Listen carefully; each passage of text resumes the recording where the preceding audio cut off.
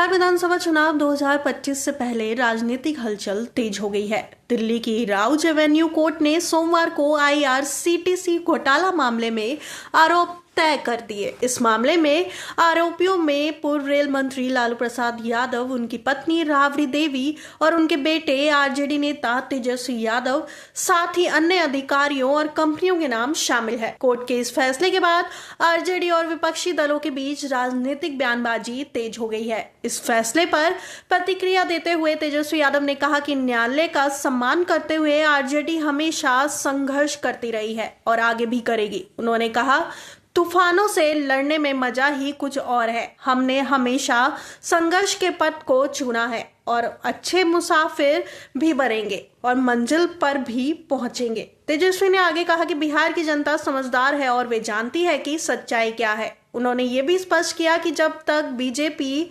सत्ता में है, उनकी उम्र रहेगी, वे इसके खिलाफ संघर्ष करते रहेंगे। आईआरसीटीसी घोटाला भारतीय रेलवे, खान पान एवं पर्यटन निगम के पुरी और रांची स्थित 2 होटलों के संचालन के ठेके देने में कथित अनियमितताओं से जुड़ा है। सीबीआई के आरोप पत्र के अनुसार 2004 से 2014 के बीच इन होटलों को पहले आईआरसीटीसी के पास हस्तांतरित किया गया और बाद में पटना की सुजाता होटल्स प्राइवेट लिमिटेड को रखरखाव और संचालन के लिए पट्टे पर दिया गया। एजेंसी का आरोप है कि इस प्रक्रिया में निविदा के नियमों का उल्लंघन और शर्तों में हेराफेरी की गई। आरोप पत्र में आईआरसीटीसी के पूर्व समूह महाप्रबंधक वीके अस्थाना, आरके गोयल और सुजाता होटल्स के निदेशक विजय कोचर और विनय कोचर के नाम शामिल है। इसके अलावा डिलाइट मार्केटिंग कंपनी, जिसे अब लारा प्रोजेक्ट्स के नाम से जाना जाता है, को भी आरोपी कंपनियों के रूप में नामित किया गया है।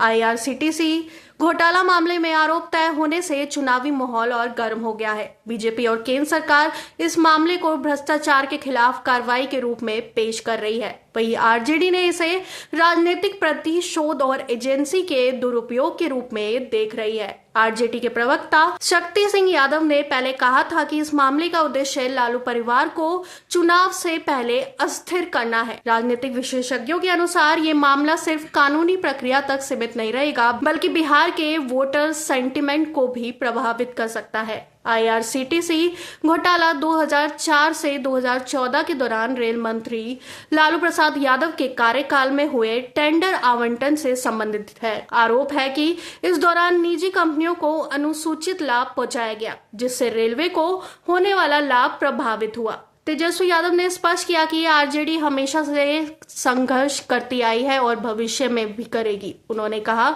जब तक बीजेपी सत्ता में है और मेरी उम्र रहेगी, हम इसके खिलाफ लड़ते रहेंगे। ये संदेश पार्टी समर्थकों के लिए उत्साहजनक है और उनके युवा नेतृत्व के संघर्षपूर्ण छवि को मजबूत करता है। तेजस्वी ने यह भी कहा कि बिहार की जनता सच्चाई जानती है और जो व्यक्ति रेलवे को 90,000 करोड़ रुपए का मुनाफा दे चुका है, उसे ऐतिहासिक रेल मंत्री के रूप में जनता याद रखेगी। उन्होंने अपने कार्यकाल की उपलब्धियों का जिक्र करते हुए कहा कि हर बजट में किराया कम किया गया और रेलवे के संचालन में सुधार किया गया। आईआरसीटीसी घोटाला मामले में कोर्ट ने आरोप तय करना बिहार की राजनीति में महत्वपूर्ण मोड़ है। इस फैसले का चुनावी माहौल पर असर नजर आएगा, क्योंकि लालू परिवार और आरजेडी इसे राजनीतिक प्रतिशोध मान रही है। वहीं बीजेपी और केंद्र सरकार इसे भ्रष्टाचार के खिलाफ कार्रवाई के रूप में पेश कर रही है। तेजस्वी यादव ने स्पष्ट कर दिया कि वे और उनकी पार्टी न्यायालय में अपने पक्ष को मजबूत से पेश करेगी